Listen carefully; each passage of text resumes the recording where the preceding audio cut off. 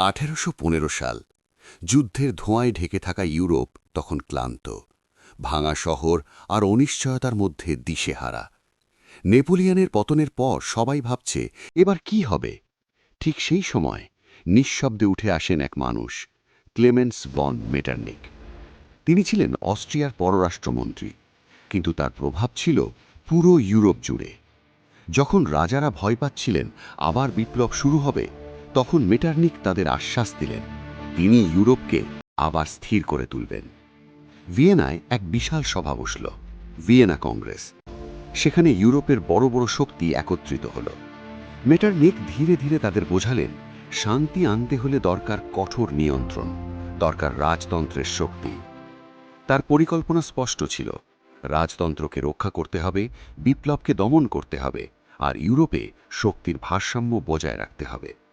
শুরু হলো এক নতুন শাসন, মেটারনিখের শাসন।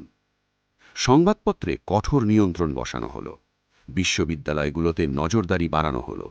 কেউ যদি স্বাধীনতার কথা বলতো তাকে চুপ করিয়ে দেওয়া হতো। 1819 সালে তিনি চালু করলেন কার্লসবাদ ডিক্রি, যেখানে ছাত্রদের আন্দোলন, লেখালেখি সবকিছুই কঠোরভাবে নিয়ন্ত্রণে আনা হলো। কিছুদিনের জন্য ইউরোপ শান্ত হয়ে গেল, শহরগুলো আবার স্বাভাবিক হতে শুরু করল। রাজারা খুশি, কারণ তাদের ক্ষমতা আবার ফিরে এসেছে। মনে হচ্ছিল মেটারনিখ সফল। কিন্তু এই শান্তির নিচে লুকিয়েছিল এক অন্য গল্প।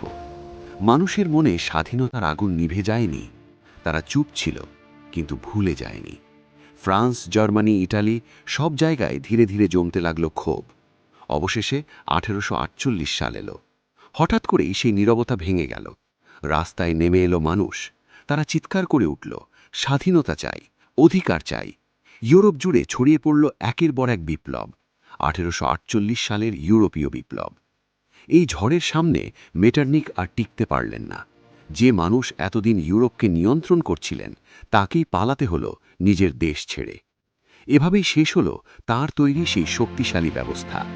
ইউরোপ আবার বদলে যেতে শুরু করল, আর এবার মানুষ তাদের স্বাধীনতার পথে এগিয়ে চলল।